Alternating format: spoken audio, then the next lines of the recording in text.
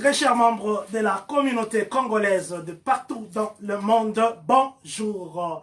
Aujourd'hui, je viens avec un sourire, aujourd'hui, je viens avec des réponses, aujourd'hui, je viens avec des questions, aujourd'hui, je viens avec des suggestions, aujourd'hui, je viens avec une causerie. Comme je l'ai dit toujours, que je ne viens pas vous informer, je ne viens pas vous apprendre ce que vous ne connaissez pas, mais je viens juste pour une causerie entre moi et vous. Nous venons juste pour une conversation entre nous et vous. Nous venons juste pour partager ce que vous connaissez peut-être déjà, ou ce que vous avez lu en anglais, ou ce que vous avez entendu, que vous n'avez peut-être pas bien compris. Nous venons avec une causerie. Aujourd'hui, c'est le mercredi 15 avril 2020.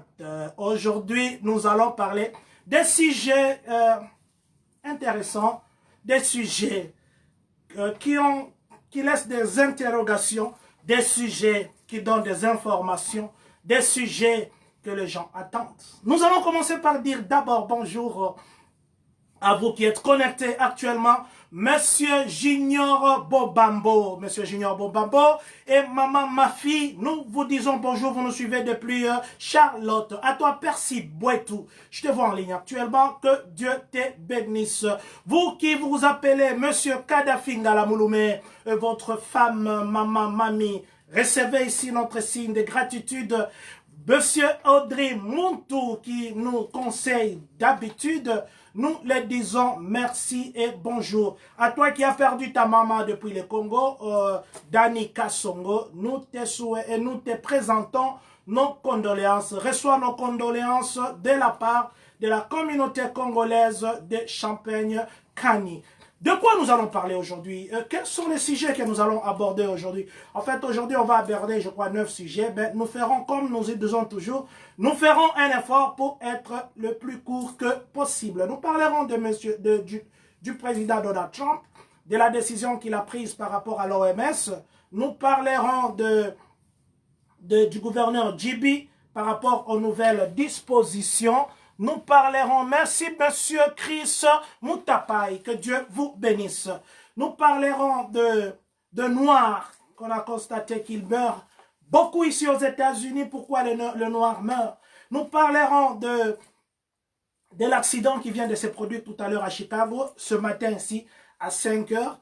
Nous parlerons de 33 morts les 33 morts de l'orage. Il y a eu l'orage au sud des États-Unis. Et ça a tué 33 personnes et ça a laissé beaucoup d'autres sans-abri. Bonjour, Monsieur Emmanuel Ngwalamuna. Bonjour, Monsieur Emmanuel. Donc, je disais que nous parlerons aussi de la prière que nous pouvons peut-être faire après que tout ça soit passé, parce que c'est un enseignement que Dieu nous donne. Nous parlerons de chèques. Les chèques sont venus. Les chèques sont venus, comme je vous ai dit. Et nous parlerons de ça, parce qu'il y a beaucoup de questions dessus. Nous avons reçu des appels ce matin, et nous parlerons de ça. Nous parlerons de New York, qui a perdu les enseignants. Il y a les enseignants qui sont morts. Vous savez que les enfants étudient en ligne, mais les enseignants sont morts. Nous allons parler de la prise de bicarbonate.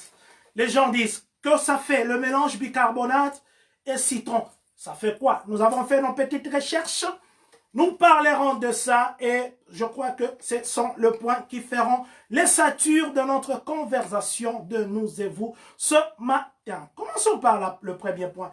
Nous allons parler du président Trump. Le président Trump, comme vous le savez, je vous l'avais dit la semaine passée, que sa santé, qu'il va retirer les 500 millions que les États-Unis contribuent à l'OMS.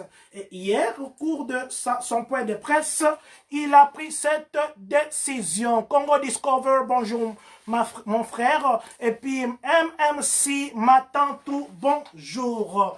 Vous nous suivez depuis Joliette à Illinois. Merci beaucoup. Alors, je disais que M. Donald Trump, qui est le président des États-Unis, il a pris une décision de suspendre tout ce qui est contribution des États-Unis à l'OMS. Et cette contribution est de l'ordre de 500 millions de dollars chaque année que les États-Unis donnent à l'OMS. Vous le savez comme moi et vous. Beaucoup de gens ont posté ça sur Facebook hier. Beaucoup de gens ont posté, mais il y a un petit détail que les gens n'ont pas posté. Alors, M. Donald Trump, pourquoi il a pris cette décision? Il a pris la décision simplement parce qu'il a dit que l'OMS n'a pas bien géré le problème de Corona. En Chine, ça s'était déclaré depuis longtemps, mais il s'est fait que l'OMS a traîné pour prendre les échantillons, pour mettre un point au voyage vers la Chine, ainsi de suite. Alors ça l'a énervé, il a dit qu'il a retiré les États-Unis. Donc pour le moment, je pense que ça aura des répercussions sur le travail, je pense que ça va encore créer des chômages, je pense que ça va encore créer des maladies parce qu'il y aura les budgets qui devaient être affectés à X choses qui ne sera plus donné. Le président Donald Trump s'est plaint, il a dit la Chine, elle, ne contribue qu'à la hauteur de 40 millions, mais nous, les États-Unis, nous contribuons jusqu'à 500 millions. Pourquoi est-ce que l'OMS ne pouvait pas bien gérer cette histoire? Alors, il a pris la décision qu'il va retirer. Maintenant, ça va se passer quelque chose. Vous savez que le président peut prendre la décision, mais il y a les congrès.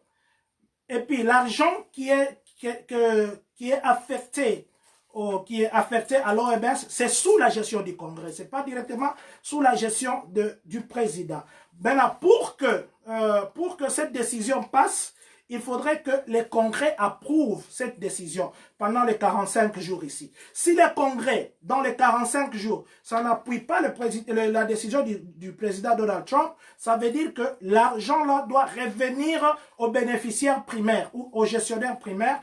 Et les gestionnaires primaires, ce sont le congressmen. Donc c'est le congrès qui aura droit qui aura droit à décider ou à appuyer la décision du président. Parce qu'il y a un pouvoir qui est donné au président, un acte qu'on avait signé depuis 1974 et ça s'appelle Empowerment Control Act. Empowerment Control Act, ce qui fait que ça donne le pouvoir au président de décider sur des cas comme ça. Et je pense, ou nous pensons, selon l'auditeur, celui qui a édité les livres, il a écrit que, la nouvelle, il a écrit que, il pense, l'unique façon que le président peut s'imposer, ça sera d'utiliser cet acte-là de 1974. Mais il peut se faire aussi que le Congrès bloque. Et si le Congrès bloque, le président ne pourra pas agir. Donc cet argent, même s'il a dit qu'il va suspendre l'aide, cet argent, si le Congrès ne l'appuie pas, ça risque encore de continuer. Donc pour le moment, ça sera la décision du Congrès qui doit normalement se décider après 45 jours. Donc si dans les 45 jours, il n'y a toujours pas de décision, l'argent reviendra au Congrès et bien sûr, je crois éventuellement à l'OMS.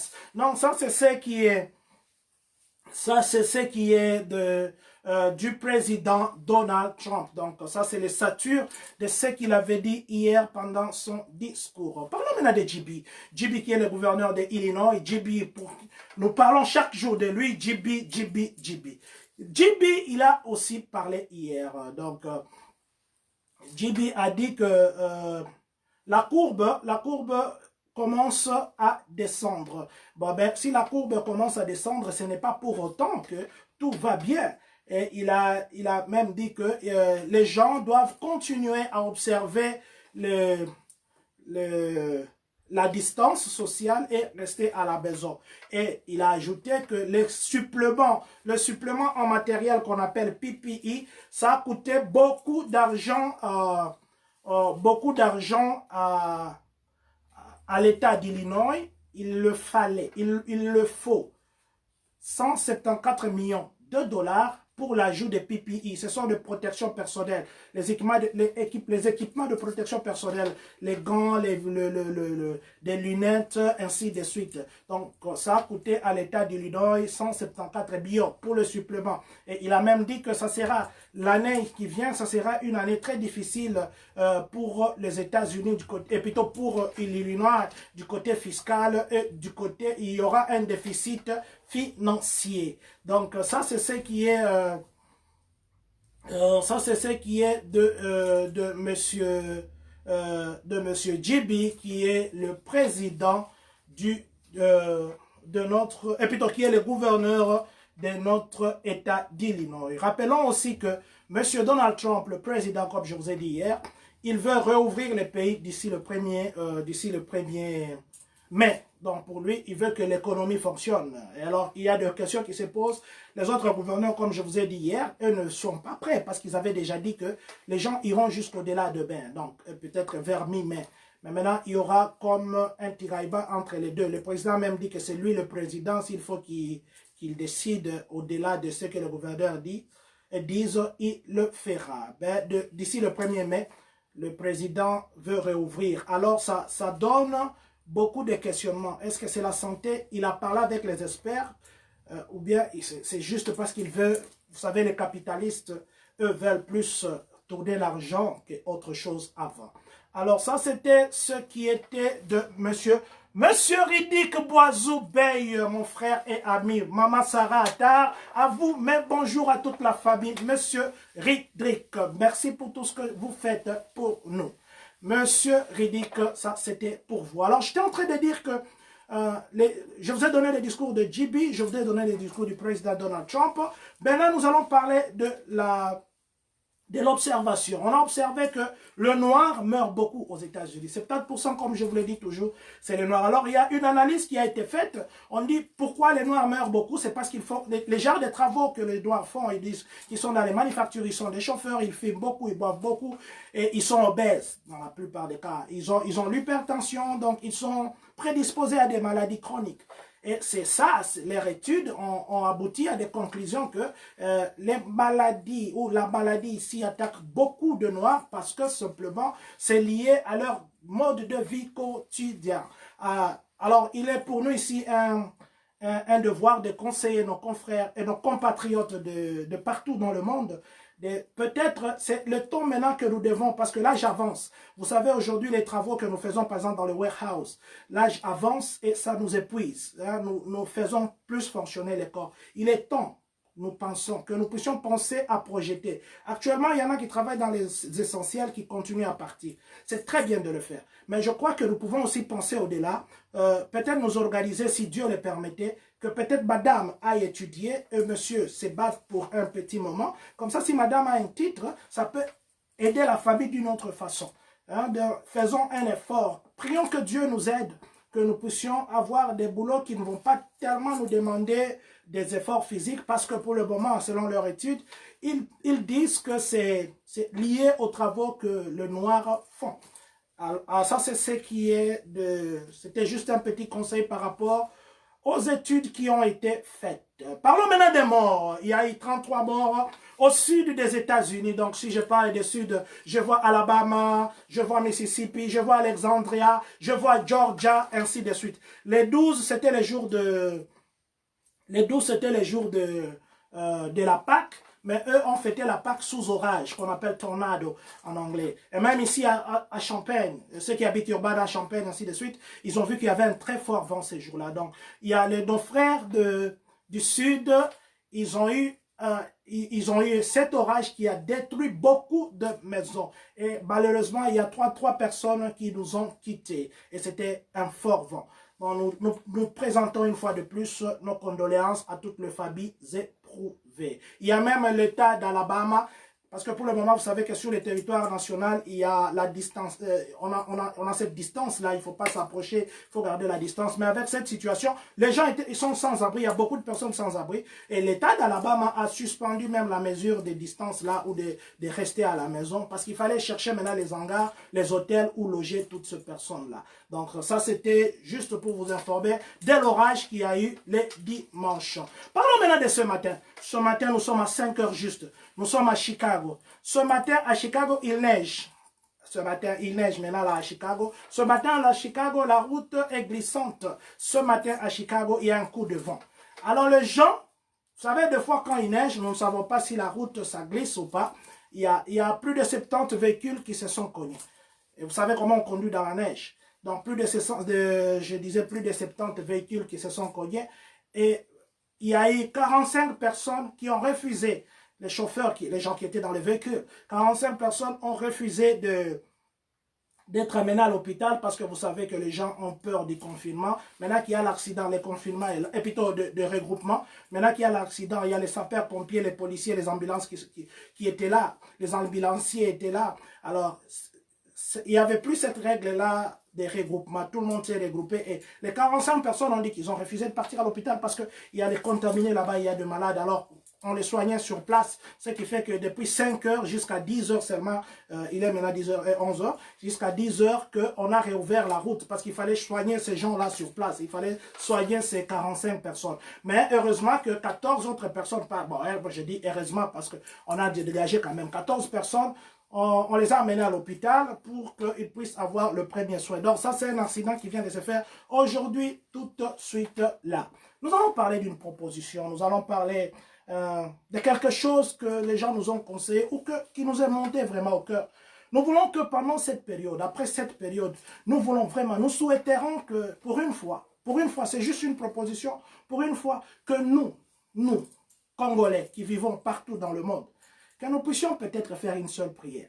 Que nous puissions nous regrouper. Les gens de Charlotte, le pasteur de Charlotte dernièrement, je crois que c'était la semaine passée, ils se sont regroupés, ils ont fait une prière, tout le pasteur au téléphone.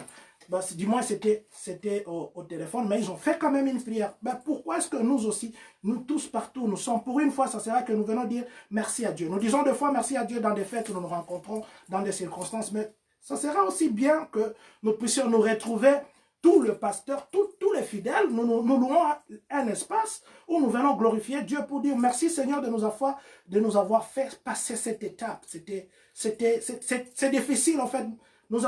Les gens ont l'argent, les gens sont assurés, mais la mort vient. Mais si nous, Dieu nous a épargnés, je pense que ça sera une façon forte de lancer un message. C'est juste une idée, c'est juste une proposition. Je pense que ça va beaucoup nous aider. Je demande aux pasteurs qui nous écoutent en ce moment de penser sur ça. Je sais qu'il y a différentes doctrines, mais nous avons une seule base qui est Dieu. Nous avons une seule base qui est Jésus. C'était juste une proposition. Nous allons parler d'échecs. Nous allons parler d'échecs. Nous allons parler des stimuli chèques. Je viens dire bonjour et merci à Michel Kalenga. Merci beaucoup, mon premier vice-président, pour tout ce que vous faites, ainsi que votre femme et famille. Je viens parler des chèques. Pourquoi? Nous sommes passés ici, nous vous avons dit que les chèques vont venir hier la nuit. Les chèques sont effectivement venus. C'est vrai qu'entre l'arrivée des chèques et puis les informations, il y a d'abord c'était les 6 et puis on a ramené au 13. Nous avons reçu beaucoup d'appels. Nous avons reçu beaucoup d'appels. Monsieur Emmanuel Kassongongo, il y a moyen aussi d'intégrer la ville de Bloomington dans vos allocutions. Sans problème, monsieur Emmanuel Ngongo, je crois qu'on va parler de ça en dehors de notre conversation. Je vais vous appeler, je vous appellerai, je vous promets. Alors, je disais que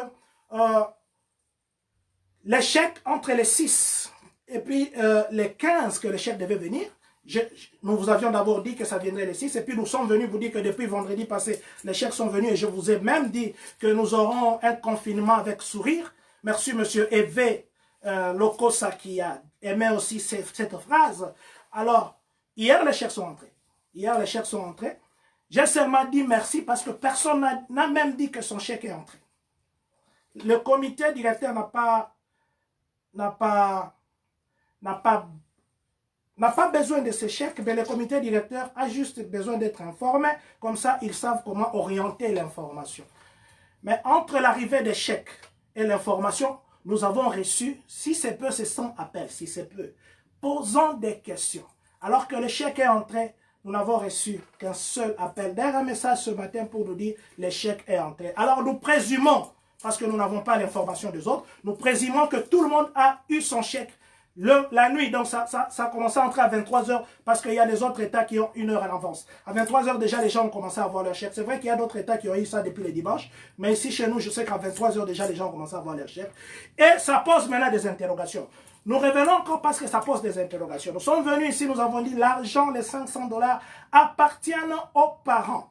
Maintenant, il y a des vidéos qui circulent où on dit que non, ces chèques, c'est l'avance sur la taxe de 2021. Ce qui fait que si ça devient l'avance, c'est lui qui a déclaré votre enfant, on va le couper l'argent. S'il vous donne vos 500 $, c'est lui qui sera perdant. Ça, je parle des vidéos qui circulent ce matin. Et maintenant, la loi, avant qu'on donne aux gens les 1200 $, il y avait une loi qui était en discussion. Je crois que je mettrai cet article sur notre page Facebook. Il y avait une loi qui était en discussion au Parlement. américain. Cette loi, les républicains voulaient que les 1200 $ soient une avance par rapport à nos taxes. Et on va commencer à nous couper petit à petit. Donc l'année prochaine, si tu devais faire par exemple 5 000, tu vas te retrouver avec 3 800. C'était une loi qui était en discussion. Mais cette loi-là, à la dernière minute, n'était pas passée. À moins qu'il y ait changement. Mais selon nos informations, cette loi n'était pas passée. C'est pourquoi nous n'avions jamais fait allusion à ça, parce que nous avons cet article-là. C'était un débat qui était au niveau du Parlement. Et c'était ça. Il disait que nous allons donner aux gens l'argent. C'était comme un emprunt. Mais maintenant, si ça arrive à cette situation-là, qu'on en fait un emprunt aujourd'hui et que demain, c'est cette personne qui a déclaré votre enfant qui va subir, ça sera injuste qu'il donne tout l'argent. Nous parlons là de la vidéo de ce matin. Il y en a aussi qui ont dit que non, eux ont eu... bonjour Maman Christelle Zido. Il y en a aussi qui ont dit que non, eux ont eu l'argent par rapport à 2018. Hein? Ils ont eu l'argent par rapport à 2018. Mais maintenant, l'aide qu'ils ont faite, c'est en 2019. Maintenant, les gens, les parents disent que non, vous devez nous donner l'argent. Eux disent que non, nous n'avons pas eu de 2019, nous avons eu de 2018. Maintenant, comment on va vérifier? Ce que je parle, c'est les informations que les gens m'ont données ce matin, ils m'ont appelé. Et c'est ce que nous disons qu'on appelle le comité directeur seulement quand il y a des questions. Quand il y a des solutions, on oublie le comité directeur. La même chose pour le chèque et plutôt pour l'unemployment. Ça se passe de la même chose. Et... bonjour Monsieur Jody Dina Yama. Bonjour à Papa Padjo, à Rebecca, à Guilain, et non que Dani, à tout le monde. Donc je disais que ce matin on nous pose des questions. Les chèques sont entrés. Maintenant nous n'avons pas eu la déclaration par rapport à 2019. On vient de nous donner notre argent. Maintenant comment est-ce que nous allons donner à ce parent? Parce qu'on ne nous a pas donné les 500 $. Maintenant les autres disent que non, écoutez, de toute façon, si nous n'avions pas déclaré cet enfant, il n'y aurait pas ce qu'il y a. Alors, je parle comme ça parce que vous savez que nous sommes trop suivis et je ne veux pas entrer dans des pistes qui vont amener des problèmes plus tard.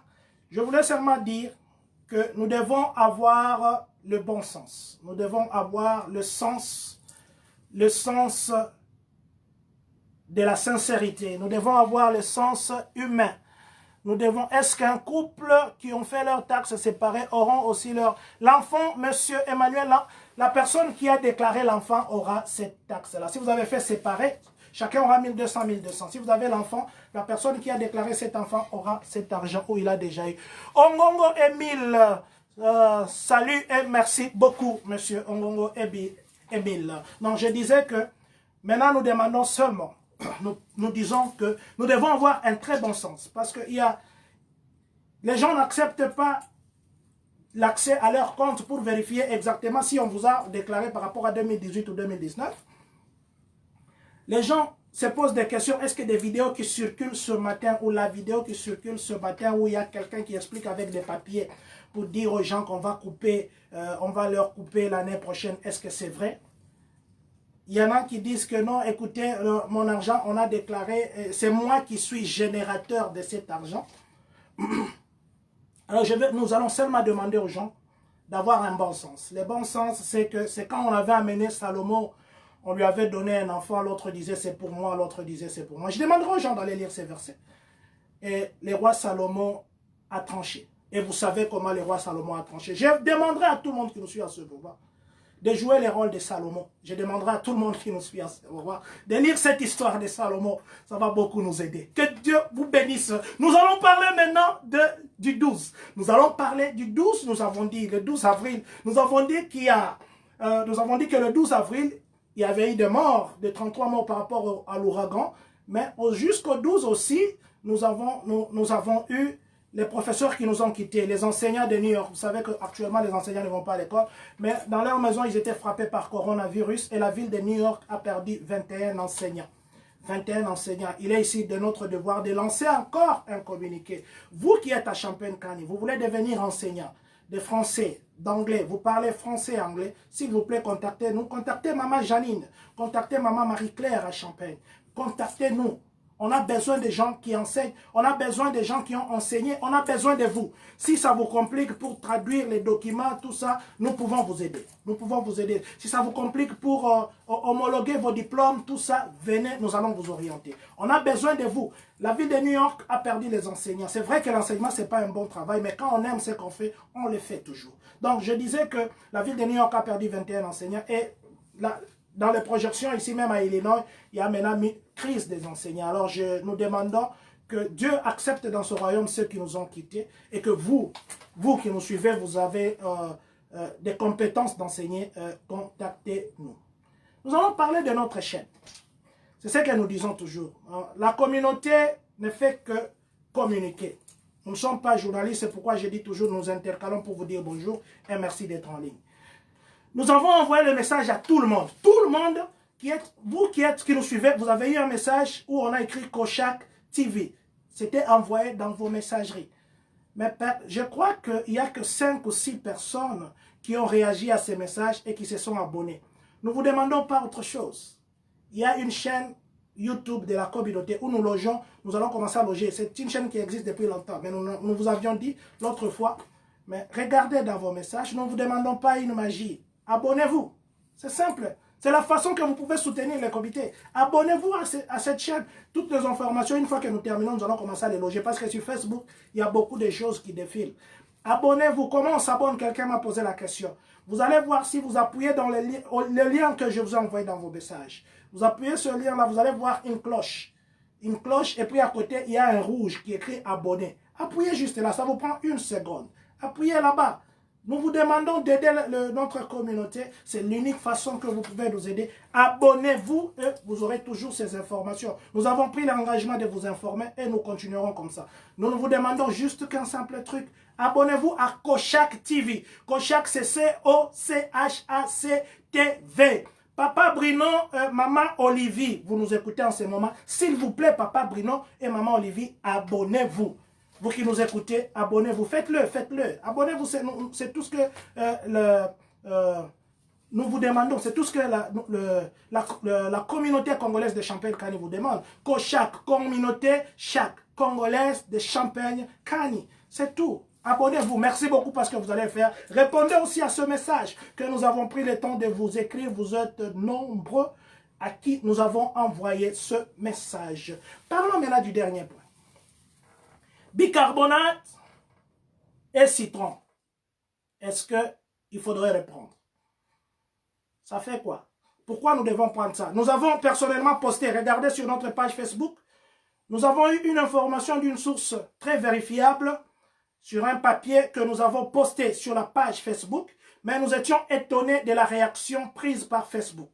Si vous regardez même pour le moment, allez sur notre page de la communauté, vous verrez que Facebook a refusé de publier ça.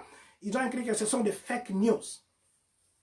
Et que le bicarbonate et le citron ne luttent pas contre le coronavirus. Alors nous nous sommes dit, oh, nous avons posé la question à cette source très fiable qui est dans le corps médical, qui nous a envoyé ce document. La personne nous a dit que non, c'est comme ça. Vous savez comment il se passe. Peut-être qu'il y a des choses cachées. Alors, nous avons fait des recherches. Pourquoi les gens prennent des bicarbonates? Pourquoi les gens prennent les citrons? Pourquoi les gens font ces deux mélanges? Nous vous dirons que d'abord, la prise de bicarbonate de soude est mélangée au citron. Bicarbonate de soude aux États-Unis, on appelle baking soda. Selon toutes les recherches que nous avons faites, cette prise, elle est saine pour la santé. D'abord. Elle est saine pour la santé et puis ça aide notre corps. Ça aide notre corps. Et puis ceux qui veulent faire les régimes, ceux qui veulent perdre le poids, boivent ce mélange. Ils boivent ce mélange. Et puis ça aide à brûler la graisse. Surtout quand vous prenez le matin à jeûne. À jeûne, ça veut dire sans manger. Ça aide à brûler la graisse et ça aide au ballonnement du ventre. Si vous avez des brûlures d'estomac, vous avez des sucs gastriques qui vous montent, ou bien l'ulcère de l'estomac ou quelque chose comme ça, cette prise-là, ça aide. Ça aide les ballonnements. Mais si vous souffrez, de l'ulcère de l'estomac ou bien vous avez des problèmes de gastrite, ne prenez pas parce qu'il y a de l'acide, ça va vous brûler. Mais si vous avez des ballonnements de ventre, vous avez de l'acide qui vous monte deux fois à la bouche, ces mélanges-là, ça aide. Ces mélanges, ça aide. Maintenant, pourquoi est-ce que les gens... Quels sont les bienfaits? Quels sont les bienfaits de baking soda et de citron? D'abord, ça aide à la digestion. Si vous avez des problèmes de digestion, prenez ça. Ça joue le rôle d'effet de drainage. Tout ce qui est toxique de votre corps, ça aide à l'éliminer. Ça prend soin de votre peau. La prise de CD, là, ça vous aide à avoir une bonne peau. Comment les gens... ça fait aussi le niveau de...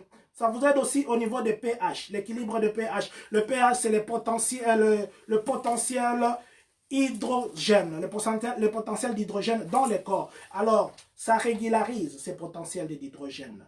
Alors, si ce potentiel d'hydrogène n'est pas bien régularisé, ça vous fera un problème de reins et de poumons. Et je pense que c'est pour cette raison, parce que le bicarbonate et le citron, ça aide à régulariser le pH, que ça joue un grand rôle aux reins et aux poumons. Je pense que c'est pour ça que les gens croient que les Israélites utilisent ça pour soigner les coronas, parce que ça joue aussi un rôle au niveau de poumons. Ça remonte aussi, et ça renforce aussi le système immunitaire. Votre système immunitaire, s'il commence à être faible, ces mélanges-là, ça les booste.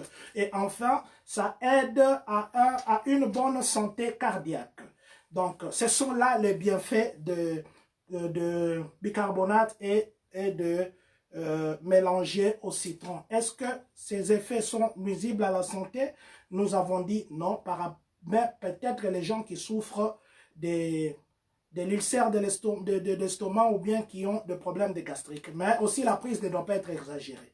Donc, comment on prend ça? En tout cas, nous ne sommes pas médecins pour commencer à dire comment on prend ça. Nous avons juste donné l'éclair par rapport à ce que nous avons posté qui a été bloqué. En tout cas, nous avons été longs. Nous avions dit que nous ne devions pas être longs. Nous avons été longs. Il y a encore beaucoup d'informations que nous devons donner demain. Maintenant, il ne nous reste qu'à vous dire merci d'avoir été en ligne. Nous allons prendre quelques noms. Nous disons merci à Sunday Ekuka Losinga. Aussi merci à Pasteur Billy Massanka. Merci d'être en ligne en ce moment. Monsieur Christian Ilunga depuis Nova Product, Madame Jocelyne Moussassa, RTNC Kinshasa, Maman Olga Senemo et tous ceux qui sont connectés en ce moment. Nous vous disons merci. Papi Kazadi Romain, ça c'est pour vous. Nous n'allons pas partir sans vous dire que Dieu bénisse la République démocratique du Congo. Que Dieu bénisse les États-Unis d'Amérique et que surtout, que Dieu bénisse les Congolais de Champagne-Kanye.